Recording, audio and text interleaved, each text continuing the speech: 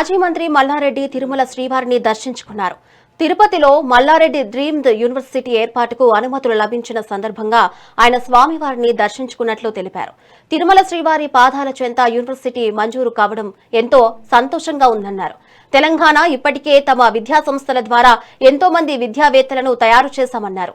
అదేవిధంగా తిరుపతిలో ఏర్పాటు చేయబోయే యూనివర్సిటీ ద్వారా రాయలసీమ, ఏపీ ప్రజలకు నాణ్యమైన విద్యను అందిస్తామని తెలిపారు.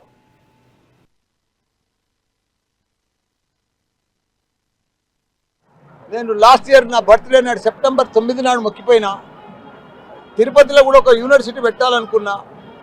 ఈరోజు భగవంతుడు నా బర్త్డే నాడే నాకు బర్త్డే కానుక మాదిరిగా ఆ భగవంతుడు వెంకటేశ్వర స్వామి నేను కిందికి పోగానే మంచి ల్యాండు బిల్డింగ్లతో సహా పాత శ్రీ కాలేజీ నాకు ఇప్పించేసిన భగవంతుడు. ఈరోజు దాన్ని మొత్తం రెనోవేషన్ చేసి మార్చి ఎయిర్పోర్ట్ ముందర రేణిగుంట దగ్గర ఈరోజు central government deemed university Malla Reddy sanction అయింది. నిన్న సాయంత్రం 5 గంటలకు ఆ లెటర్ వచ్చింది సెంట్రల్ గవర్నమెంట్కి. అందుకే ఆ దేవుని దగ్గర పెట్టిన ఆ లెటర్ పర్మిషన్ వచ్చిన లెటర్ యూనివర్సిటీ.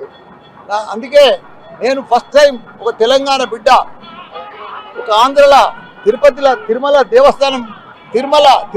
దేవస్థానం దగ్గర నాకు యూనివర్సిటీ పెట్టడం ఒక గర్వకారణం.